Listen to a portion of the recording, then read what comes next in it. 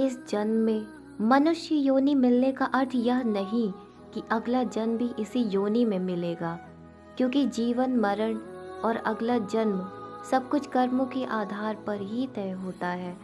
लेकिन कई बार गलत कार्य करने वाले यह सोचते हैं कि उन्हें कोई देख नहीं रहा है तो क्या समस्या है।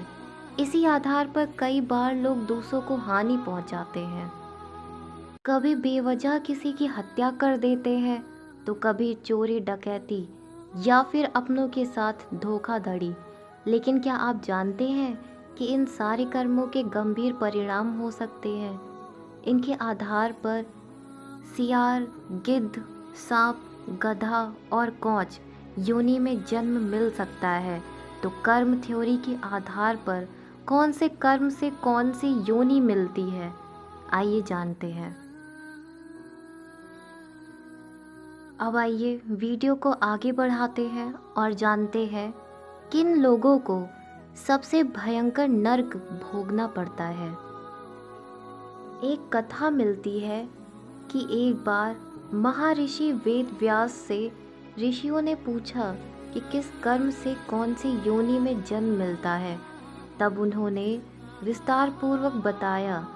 वेद व्यास जी ने बताया कि जो भी व्यक्ति पराई स्त्री के साथ संबंध बनाता है उसे भयानक नरक भोगना पड़ता है। इसके बाद एक अलग अलग योनियों में भटकना पड़ता है। अब आइए जानते हैं ऐसे कौन से कर्म करने से अगले जन्म में बनना पड़ता है भेड़िया।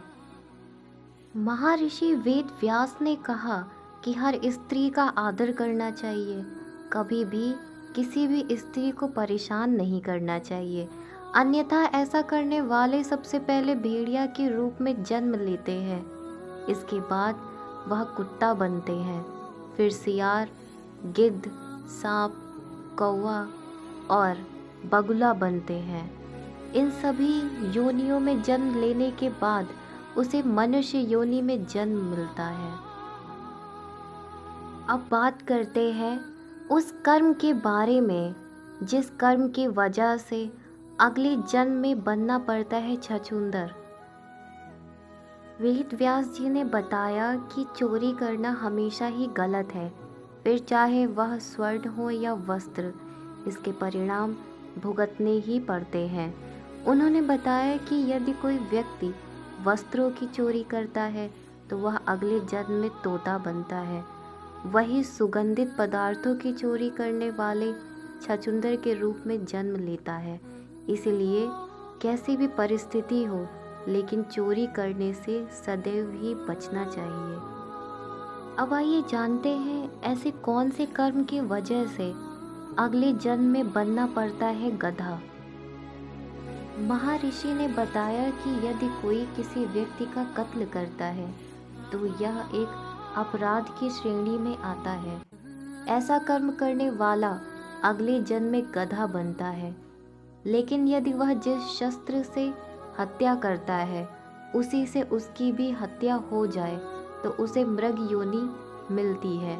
इसके बाद वह मछली, कुत्ता और बाघ बनता है। लेकिन इस योनियों में भ्रमण करने के बाद वह मनुष्य योनि में जन्म लेता है। अब हम बात करेंगे उस कर्म के बारे में जिस कर्म से हमें मनुष्य जन्म मिलता है। वेद व्यास जी ने बताया कि जो व्यक्ति सदैव दूसरों की मदद करता है, पशु पक्षी और अन्य जीवों पर दया करता है, ज़रूरतमंदों की मदद करता है और निस्वार्थ भावना से संचित धन का उपयोग धार्मिक कार्यों में करता है, तो ऐसे व्यक्ति अगले जन्म में मनुष्य योनि में ही जन्म लेते हैं। साथ ही समाज में अच्छे कार्य करके दूसरों को लाभान्वित करते हैं। लेकिन धन के प्रति आसक्त मनुष्य अगले जन्म में सांप की योनि में जन्म लेते हैं।